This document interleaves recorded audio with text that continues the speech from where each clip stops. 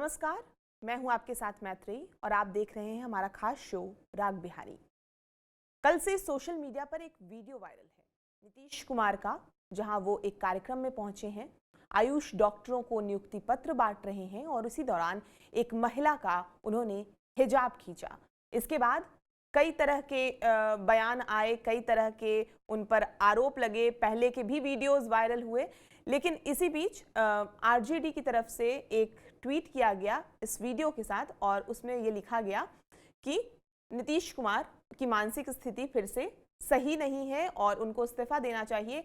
AIMIM ने भी इस पर नाराजगी जाहिर की है और उन्होंने माफी मांगी है। तो इन्हीं सब विषयों पर, उसके अलावा क्योंकि एआईएमआईएम के कुछ ही विधायक कुछ दिनों पहले ही, अगर हम देखें, 3 विधायक नीतीश कुमार से मुलाकात किए थे। तो इन सभी मुद्दों पर हमारे साथ बातचीत करने के लिए एआईएमआईएम के नेता आदिल हसन जी हैं। बहुत बहुत स्वागत है सबसे पहले आदिल जी आपका। Yes sir. कल नीतीश कुमार का एक वीडियो वायरल हुआ, सार्वजनिक मंच पर महिला का नकाब हटाते हुए नजर आए। तो आपको लगता है कि ये निजता और सम्मान का उल्लंघन है? मैम देखिए, नीतीश जी तो 10वीं बार मुख्यमंत्री बने हैं हम्म। और एज का कहीं ना कहीं फैक्टर है। ऐसा नहीं कि कोई, मुझे नहीं लगता है कि वो इंटेंशनली किए होंगे, हम्म। क्योंकि वो आपने देखा कि वहाँ परेड में भी, ग्राउंड में भी, जिस परेड गाड़ी पे नीतीश जी मुख्यमंत्री एज ए मुख्यमंत्री को बैठना था वो बैठते, डीजीपी साहब बैठते, लेकिन हम्म। उन्होंने सम्राट चौधरी को, विजय चौधरी जी को, कुमार रवि जी को, हम्म। श्रवण जी को, सबको बैठा लिया। तो कहीं ना कहीं थोड़ा एज फैक्टर है। तब मुझे लगता है थोड़ा एज फैक्टर, तबीयत खराब उनकी है, हल्का फुल्का कुछ कुछ है, हम्म। लेकिन इतना भी हार्श मुझे लगता है बीजेपी का भी प्रोपेगेंडा है। बीजेपी भी चाहती है कि एक माहौल बने, एंटी नीतीश जी का माहौल बने, हम्म। जबकि यही नीतीश जी के नाम पर बिहार में मैंडेट मिला है। हम्म। नीतीश जी अभी भी मुझे लगता है कि सबसे बेहतर हैं। तेजस्वी यादव हो या कोई भाजपा के नेता हो, उनसे नीतीश जी बेहतर है। और नीतीश जी में एक चीज है कि नीतीश जी कम्युनलिज्म पर, करप्शन पर समझौता नहीं करेंगे, ये उम्मीद है। और जहां तक ये मामला, हाँ बेशक दाढ़ी, टोपी, हिजाब, बुर्का ये हमारा बहुत ही इमोशनल मुद्दा है और संवैधानिक अधिकार भी है और मेरे मेरे मेरे धर्म से जुड़ा हुआ है। हम्म। इस चीज पर हम किसी का इंटरफेरेंस और किसी की जबरदस्ती हम बर्दाश्त नहीं करेंगे, ये भी बात चाहिए। लेकिन एक आदमी की क्रेडिबिलिटी भी होती है। 10वें बार मुख्यमंत्री बने हैं, उम्र के बड़े हैं, लेकिन आपने देखा कि सम्राट चौधरी हो, मंगल पांडे जी हो, इन लोग ने हाथ रोका भी नहीं। मतलब दीपक जी हंस रहे हैं, मुस्कुरा रहे हैं, वो जो नीति जी के प्रिंसिपल सेक्रेटरी है, हम्म। इन लोग को रोकना चाहिए और जो ऑफिसर पहले अलर्ट रहना चाहिए। ऐसा बहुत बार उन्होंने किसी को माला पहना दिया, किसी को कुछ किया। तो हम्म। नीतीश जी को जो ऑफिसर है थोड़ा अलर्ट रहे हैं, वो जानते हैं, हरिंदर जी उनके साथ रहते हैं। मैंने देखा बहुत जगह उन्होंने उनको रोका। आपने देखा कि जन गण मन पे नीतीश जी ताली बजाने लगे थे, हाथ जोड़ रहे थे। तो ये घटना घटी है। तो जो ऑफिसर साथ रहते हैं उनको इस चीज का ध्यान रखना चाहिए कि किसी भी महिला का, चाहे मुसलमान हो, गैर मुस्लिम हो, किसी का भी सम्मान करना और हम्म। महिलाओं का सम्मान करना परम कर्तव्य है। नीतीश जी ने तो महिलाओं के लिए कुछ अच्छा काम किया, बच्चियों के लिए साइकिल दिया, पोशाक दिया। हम्म। और इस मामले में उन्होंने स्पीडी ट्रायल के मामले में, बहुत मामले में जो वुमेन्स पर एट्रोसिटीज हुआ उस पर उन्होंने किया। हाँ, कुछ कुछ मामले में, मुजफ्फरपुर वाले मामले में थोड़ी ढिलाई दिखी है और बहुत कुछ दिखी है, लेकिन नीतीश जी से उम्मीद है कि हम्म। समझौता नहीं करेंगे। हम्म। और हम जहां तक ये, एक बीजेपी भी एक प्रोपेगेंडा चला रही है कि किसी तरह नीतीश जी ये हटे। और देखिए सम्राट चौधरी बहुत स्लो मोशन पर वो हाथ बढ़ा रहे हैं। दीपक जी देखिए, इनको बेशर्मी की हद है। ये प्रिंसिपल सेक्रेटरी है मुख्यमंत्री के, हम्म। अपनी पत्नी को महिला आयोग का मेंबर बना दिया, झूठ, बिना झूठ बोल के, पति का नाम नहीं दिए हैं और हम्म। पिता का नाम देखिए। ये आदमी बेशर्मी से हंस रहा है, पीछे में आप देख लीजिए, ज्यादा दोषी दिखते हैं क्योंकि हम्म। ये आदमी उस 60 प्लस है, नीतीश जी 75 प्लस है। तो हम्म। दीपक जी को ये बेशर्मी वाली हंसी नहीं हंसनी चाहिए, हम्म। क्योंकि किसी महिला का सम्मान करना, वो दीपक जी के घर में भी महिला है, उनके घर में भी उनकी पत्नी है, बेटी है, लोग होंगे, रिश्तेदार होंगे, लेकिन आप पीछे देखिए किस बेशर्मी से ये आदमी हंस रहा है। तो ज्यादा कल्परिट मुझे लगते हैं ये प्रिंसिपल सेक्रेटरी और मंगल पांडे जी भी सुस्त हैं, हाथ नहीं बढ़ा रहे हैं। अरे मुख्यमंत्री ने किया, तुरंत अलर्ट होना चाहिए, लेकिन एक महिला कर्म पुलिस जो ऑफिसर है उन्होंने इंटरवीन किया, देखिए वो तुरंत गई। तो मुझे अफसोस है उनके जो जो साथ में है उन पर ज्यादा दायित्व है। और नीतीश जी 75 साल, एज फैक्टर तो है, कहीं ना कहीं एज फैक्टर हावी होता है दुनिया में। जब ऑफिसर को 60 ईयर में रिटायर कराया जाता है, दूसरे कर्मियों को कराया जाता है, जजेस को 65 में कराया जाता है, और हम्म। नीतीश जी तो 75 76 के हैं। तो तो नीतीश जी एज को भी फैक्टर है। रिटायरमेंट ले लेना चाहिए आपके अकॉर्डिंग, नहीं नीतीश जी को भी। नहीं, मेरे मेरे मेरा ये कहना है नीतीश जी को एक बिहार में विकल्प देना चाहिए हम्म। और भाजपा को छोड़ दे, एक विकल्प देकर बिहार को एक ऐसा नेता दे, हम्म। ऐसा उत्तराधिकारी बनाए जो बिहार को उन्नति और प्रगति में ले चले, क्योंकि भाजपा हर दिन इनके साथ बैक बाइटिंग करेगी। ये भाजपा का डीएनए में है। किसी को शिरोमणि अकाली दल हो, शिंदे हो, हेमंत सोरेन हो, जिस मायावती जी हो, भाजपा ने हमेशा बैक बाइटिंग, भाजपा की ये स्ट्रैटेजी रहती है, सत्ता किसी तरह है। आपने देखा महबूबा मुफ्ती के खिलाफ इन्होंने इतना भाजपा ने ढोल बजाया था, पीडीपी, अफजल गुरु उसके साथ सत्ता में चली गई, डिप्टी सीएम भाजपा बना दी। तो भाजपा सत्ता के लिए किसी के साथ भी जा सकती है, और इनका तो डीएनए में, श्यामा प्रसाद मुखर्जी ने मुस्लिम लीग के साथ नॉर्थ फ्रंटियर में और बंगाल में सरकार बनाई है, सिंध में सरकार भाजपा ने बनाई है। तो भाजपा के तो डीएनए में सत्ता में किसी के साथ जा सकती है। और सबसे बड़ा बांग्लादेशी को, शेख हसीना को देश में रखा हुआ, और सुबह शाम अमित शाह और मोदी घुसपैठ घुसपैठ बोलते हैं। सबसे बड़ा घुसपैठ जो बांग्लादेशी है वो भारत में आराम कर रहा है, उसको जेट कैटेगरी सुरक्षा दिए हुए मोदी जी। और दूसरे बेचारे जो बिहार, देश के कलकत्ता, बंगाल, झारखंड के लोग हैं जो भारत के नागरिक है, उनको बांग्लादेशी बांग्लादेशी बोल रहे हैं। तो इनका दोहरा चरित्र है। और अच्छा भाजपा की तो आदिल जी, शुरुआत आपने ही अभी हुई कहा है। कि नीतीश कुमार महिलाओं के लिए लगातार काम कर रहे हैं, तो फिर इस घटना को आप कैसे देखते हैं? क्योंकि आपके अभी जो आपका जवाब भी मैंने सुना तो ये लगा कि नीतीश कुमार के वैसे आप फेवर में बोल रहे हैं, मतलब इस घटना को छोड़ दें, इस घटना के लिए भी आप उतने आक्रामक रूप से मुझे मतलब आंसर ऐसे आप नहीं नहीं, किए कि इतने आक्रामक आप रूप से सही आपने कह किया। रही है। देखिए देखिए आदमी को बेनिफिट ऑफ डाउट भी देना चाहिए, डायरेक्ट कत्ल नहीं कर देना चाहिए। इस देश में डिस्ट्रिक्ट कोर्ट है, हाई कोर्ट है, सुप्रीम कोर्ट है। तो नीतीश जी को बेनिफिट ऑफ डाउट देना। कोई आदमी कुछ अच्छा भी काम किया है, महिलाओं के प्रति उसने अच्छा भी किया, महिलाओं को उसने सम्मान देने के लिए 33% स्टेट सर्विस में बीपीएससी में रिजर्वेशन दिया, ये बहुत बड़ी उपलब्धि है।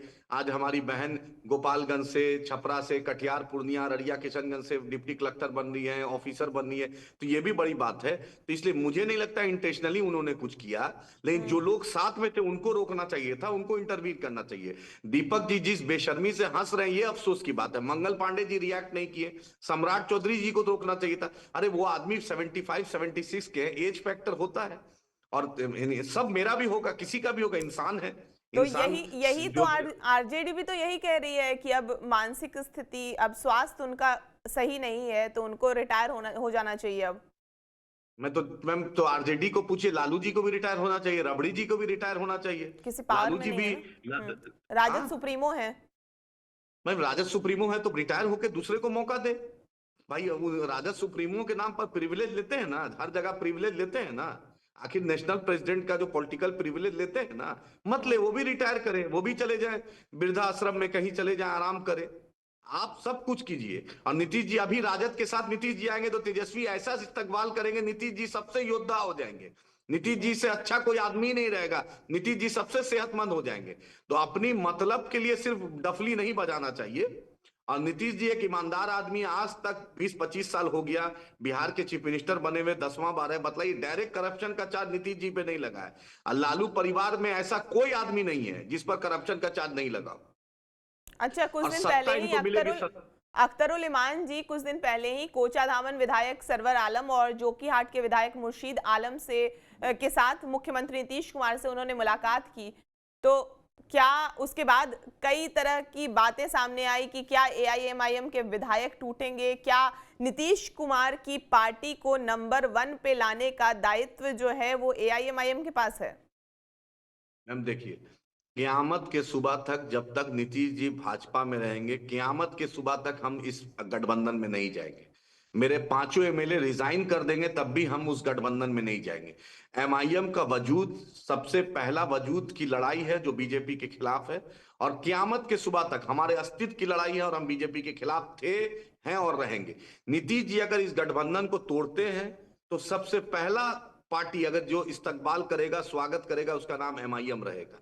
हम लोग को न मंत्रालय चाहिए, न डिप्टी सीएम चाहिए, हमें सिर्फ सीमांचल को स्पेशल स्टेटस चाहिए, सीमांचल को आर्थिक पैकेज चाहिए, पूर्णिया में हाई कोर्ट बेंच चाहिए, हमारे जो कटिहार, पूर्णिया, अररिया, किशनगंज, बलरामपुर, बारसोई में जो बंगाल से सटा हुआ नदियां हैं उस पर पुल चाहिए, इंजीनियरिंग कॉलेज चाहिए, कटिहार में, बलरामपुर में, किशनगंज में, अररिया में मेडिकल कॉलेज चाहिए, इंजीनियरिंग कॉलेज चाहिए। हम कोई सत्ता का लोभी नहीं है, हम चाहते हैं सीमांचल के साथ जो नाइंसाफी हुई, सीमांचल के साथ जो पटना और दिल्ली में बैठी सरकार ने जो नाइंसाफी की, उसका इंसाफ दे दे, हमें इंसाफ दे दे।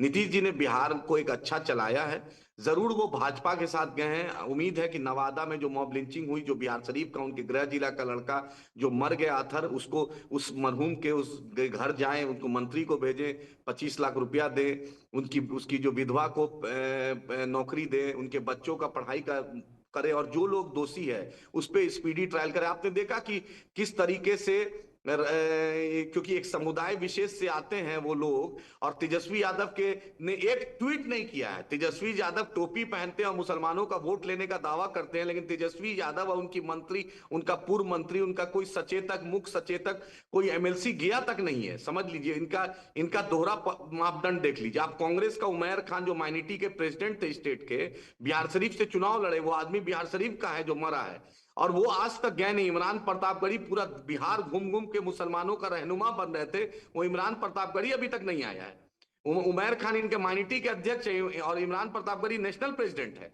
लेकिन इन लोग नहीं आए। इन लोग की दोहरा पॉलिसी देखिए। हम नीतीश जी से उम्मीद करते हैं कि स्पीडी ट्रायल करें। हाँ, इनके जदयू के जो एक एमएलए हैं, पहले जो राजद में थे, उनका नाम आ रहा है, कहीं ना कहीं वो बचाना चाह रहे हैं, क्योंकि बचाना चाह रहे हैं, ये जग जाहिर है। तो मुझे उम्मीद है कि होम सेक्रेटरी, डीजीपी बिहार इस मामले को संज्ञान लेंगे। मॉब लिंचिंग की बिहार के धर्म देखकर, जात देखकर आपने मॉब लिंचिंग की और मार दिया है गरीब फेरी वाले को। अरे ये तो पुलवामा में आतंकवादी ने किया था, ये तो पाकिस्तानी स्पॉन्सर्ड आतंकवादी की घटना, ये भारत में कैसे हो गई? बिहार शरीफ में, नवादा में। ये अफसोस है कि नीतीश जी से हमें उम्मीद है। और तेजस्वी जी को आप लोग सीरियस मत लीजिए, वो आदमी सत्ता के लिए, मैं आज आप ऑन रिकॉर्ड बोल रहा हूं, वो सत्ता के लिए बीजेपी के साथ वो अलायंस करके सरकार बना सकते हैं, आप रिकॉर्ड कर लीजिएगा। आप कल देखिएगा भविष्य में तेजस्वी यादव सत्ता के लिए बीजेपी के साथ जा सकते हैं, और बीजेपी भी तेजस्वी यादव के साथ जा सकती है। आदिल जी, आपने कहा कि जेडीयू अगर बीजेपी से अलग हो जाती है तो हम साथ रहेंगे, ये कैसे पॉसिबल हो पाएगा? कैसे सरकार कैसे बना पाएगी फिर जेडीयू उस अलायंस के साथ? जेडीयू सिंगल लार्जेस्ट पार्टी रहेगी, राजभवन में दावा करेगी, उसको कांग्रेस और राजद और एमआईएम और सीपीआई, सीपीएम सब आउटसाइड सपोर्ट करेंगे। और उसके बाद आप भी सपोर्ट करेंगे? फिर एकदम करेंगे। पहला आदमी एमआईएम सपोर्ट करेगी अगर नीतीश जी भाजपा को तोड़ते हैं तो। अलग एलानिया बोल रहा हूं आपके चैनल के माध्यम से, बिहार को, देश को बोल रहा हूं कि भाजपा को अगर वो छोड़ते हैं तो एमआईएम अनकंडीशनल उनको समर्थन देगी। हमारी लड़ाई सीमांचल के मजलूमों की है, सीमांचल के इंसाफ की। हम वो बस नीतीश जी से अनुरोध करेंगे कि सीमांचल पे ध्यान दें, यहाँ की गरीबों का भला करें, यहाँ के लोगों की जो बदहाली है उसको दूर करें, यहाँ के पलायन को रोके, यहाँ के जो मसाइल है। आप ही बोलिए, आबादपुर में ब्लॉक होना चाहिए, नहीं है। 29 पंचायत में एक ब्लॉक है। बिघोर में होना चाहिए, जो बारसोई का एक बहुत इंपॉर्टेंट हिस्सा है, वो नहीं है। वहां पर पुल नहीं है, बंगाल और बिहार से टच है। वहां 10 बाहिन घाट है, बारियोल घाट है, गोविंदपुर घाट है, जताहार घाट है, इसमें खुरादार है। यहाँ पर ब्रिज होना चाहिए। हम यही अनुरोध करेंगे नीतीश जी से, कीजिए। यहाँ बैंकों की कमी है, यहाँ पर एक ट्रॉमा सेंटर सीमांचल में खुलना चाहिए। अच्छा, सीमांचल की बात करते हैं आदिल जी, तो सीमांचल में 24 सीटें हैं, लेकिन इस बार का अगर हम 2025 के विधानसभा चुनाव के बाद का रिजल्ट अगर हम देखें तो एनडीए के खाते में 14 सीटें गई हैं। क्या लगा, क्या फैक्टर था? मैम देखिए, क्योंकि कांग्रेस और राजद ने भाजपा के खिलाफ चुनाव नहीं लड़ा, राजद ने पूरी चुनाव एमआईएम के खिलाफ लड़ा। आप बोलिए, समाजवादी के जो सूरवीर सब थे वो यहाँ आके कैंपेन कर रहे हैं, उनको भाजपा के खिलाफ कैंपेन करना चाहिए तो नहीं किया उन्होंने। तेजस्वी यादव का पहला टारगेट एमआईएम था कि एमआईएम को निस्तो नाबूद कर दे, एमआईएम को खत्म कर दे। अरे जिसको अल्लाह रखे उसको कौन चखे? जनता जिसको इज्जत देना चाहिए, जनता जिसको जिताना चाहिए, तेजस्वी यादव रोक देंगे क्या? बतलाइए। खुद सिमट गए 25 सीट पर, और वो भी मुसलमानों के वोट से। चाहे भाई वीरेंद्र जीते हो, चाहे इनके जितेंद्र यादव जीते हो, चाहे ओसामा शहाब जीते हो, चाहे आसिफ जीते हो, चाहे आलोक मेहता जीते हो, चाहे सरबजीत जी जीते हो, जो भी जीते हो उसमें कहीं ना कहीं मुसलमानों का वोट बहुत था। इन्होंने तो 6 सीट नहीं दी। हम ठाकुरगंज 4000 वोट से हारे, मैं खुद अपना सीट 300 वोट से हारा। दूसरे जगह मेरे 52,000 वोट अररिया में लाए, कस्बा में मेरे यहाँ बहुत अच्छा वोट 40,000 प्लस वोट लाए, मनिहारी में लाए, बपरानपुर में 30,000 35,000 वोट हमने लाया, कदवा में हमने लाया। पूरी ताकत कांग्रेस और राजद ने पूरी खासकर ताकत लगा दी कि एमआईएम को खत्म कर दें। तो मैम इंसाफ है, हम तो सीमांचल की लड़ाई लड़ते हैं और लड़ते रहेंगे। हमें जीत हार से फर्क नहीं पड़ता, हम सीमांचल के मजलूमों के साथ खड़े हैं। और 16 अगस्त 2015 में बैरिस्टर असदुद्दीन ओवैसी साहब, अख्तर उल इमान साहब, अकबर साहब, इंजीनियर आफ्ताब साहब और पूरे सीमांचल की आवाम ने एक बीड़ा उठाया था, प्रण लिया था कि सीमांचल की बाढ़ की तबाही, सीमांचल के साथ जो नाइंसाफी हुई है उसकी हम लड़ाई लड़ेंगे। और आप देख रहे हैं, हम हर दिन, आप जब भी चैनल पे आप बुलाती हैं, जब भी लोग हमें मौका देते हैं देश के सामने, प्रदेश के सामने अपनी बात रखते हैं, तो हम सीमांचल के मजलूमों की आवाज उठाते हैं और हम चाहते हैं सीमांचल को इंसाफ मिले। एक एसआईआर से जुड़ा प्रश्न कर लेते हैं, क्योंकि आज 5 राज्यों और 1 केंद्र शासित प्रदेश में वोटर लिस्ट का स्पेशल इंटेंसिव रिवीजन शुरू हुआ है और इसी बीच बिहार में एक गड़बड़ी भी सामने आई है जिस पर सवाल उठ रहे हैं। बिहार में एसआईआर के आखिरी दिनों में कई इलेक्टोरल रजिस्ट्रेशन ऑफिसर यानी ईआरओ ने देखा कि उनके नाम से पहले से बने नोटिस चुनाव आयोग के पोर्टल पर आ गए। ये नोटिस उन लोगों के लिए थे जिन्होंने पहले ही अपना फॉर्म और दस्तावेज जमा कर दिए थे जिनका नाम ड्राफ्ट वोटर लिस्ट में था। और हैरानी की बात इसमें यह है कि ये नोटिस जो है ईआरओ के नाम से थे, लेकिन ईआरओ ने जारी नहीं किए थे। और कानून के मुताबिक किसी वोटर पर सवाल उठाने या सुनवाई का नोटिस देने का अधिकार सिर्फ ईआरओ को होता है। खुद मुख्य चुनाव आयुक्त ने भी कहा कि बिना कानूनी प्रक्रिया के कोई भी वोट जोड़ या हटा नहीं सकता है। इसी वजह से कई ईआरओ ने इन नोटिस पर कोई कार्रवाई नहीं की। राहत की बात यह है कि इस गड़बड़ी में बड़े पैमाने पर वोट नहीं कटे। तो बिहार में कुल 68.66 लाख नाम हटाए गए, लेकिन इनमें से सिर्फ करीब 10,000 नामों का कारण जो है वो साफ नहीं हुआ है। बाकी नाम मौत, पलायन या डुप्लीकेशन की वजह से हटे हैं। तो ऐसे में आदिल जी, बड़ा सवाल यह है कि जब वोटर कागजात दे चुका हो तो उसकी जांच शुरू करने का अधिकार आखिर किसके पास है। और एसआईआर को लेकर विपक्ष से सवाल, जब चुनाव आयोग कह रहा है कि ज्यादातर जो नाम है वो मौत, पलायन और डुप्लीकेशन की वजह से हटे हैं, तो फिर इसे वोट कटने की साजिश क्यों कहा जा रहा है। और जैसा कि अभी हमने आंकड़ा बताया कि 68 लाख से ज्यादा नाम हटे हैं, लेकिन सिर्फ 10,000 के करीब मामलों में ऐसे हैं जिसमें कारण साफ नहीं है। तो किस आधार पर आप लोग गलत ठहरा रहे हैं एसआईआर? हम देखिए, हमने एसआईआर का विरोध किया था कि टाइम फ्रेम बहुत कम था और इलेक्शन कमीशन लोकतंत्र का सबसे मजबूत स्तंभ है। आज इलेक्शन कमीशन पे आप क्यों 45 दिन बाद वीडियो फुटेज डिलीट कीजिए? क्यों इलेक्शन कमिश्नर का जो अपॉइंटमेंट होगा उसमें चीफ जस्टिस हट जाएंगे? क्यों इलेक्शन कमिश्नर एक बैग जो इलेक्शन कमिश्नर थे 3 होते हैं, एक चीफ इलेक्शन कमिश्नर होते हैं, 2 कमिश्नर होते हैं, क्यों बीच इलेक्शन प्रोसेस से वो रिजाइन दे देंगे? और उसकी रिजिग्नेशन की कोई वजह नहीं लोग जानेगा।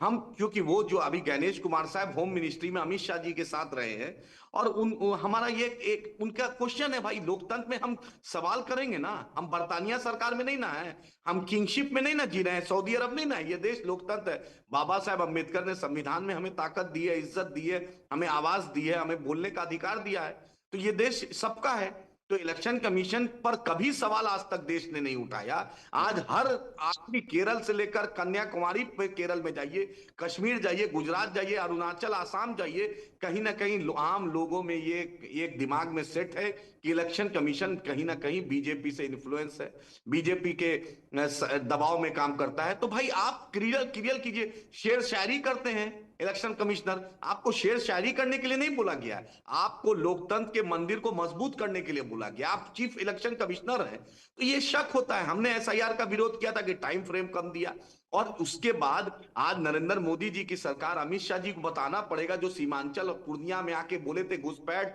सम्राट चौधरी बोले थे घुसपैठ, कि कहां है सम्राट चौधरी जी, कहां है अमित शाह जी, कहां है मोदी जी?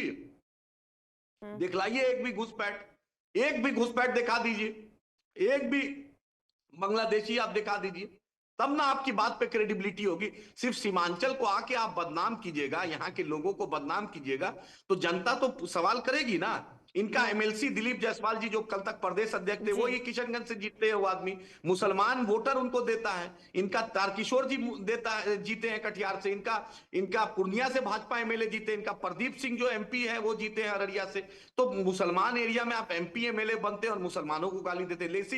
लेसी जी मंत्री बनी है यहां से, तो अच्छा नहीं लगता है ना। आप एक पर्टिकुलर कम्युनिटी को, पर्टिकुलर रीजन को गाली देते हैं, घुसपैठ बोलते हैं। हमारे बाप दादा ने कुर्बानी दी है इस देश के लिए, हम एक करवट बदल देते, मैम तो बांग्लादेश चले जाते, लेकिन हमने रोका कि नहीं, हमें बांग्लादेश नहीं जाना, यानी उस वक्त का ईस्ट पाकिस्तान नहीं जाना है, हमें इसी मिट्टी में रहना है, इसी मिट्टी में दफन होना है।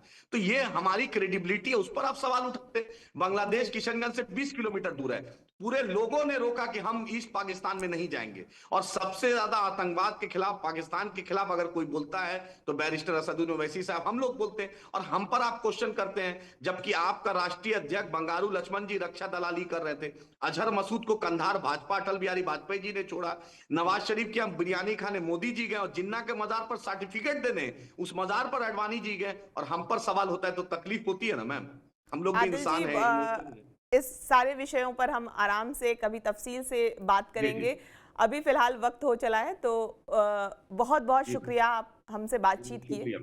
जी शुक्रिया मैम, धन्यवाद। आपको ये पूरी जानकारी कैसी लगी, पूरी बातचीत कैसी लगी, हमें कमेंट करके जरूर बताएं। और बिहार की तमाम खबरों के लिए आप हमारे साथ बने रहें और देखते रहें TV9 बिहार झारखंड।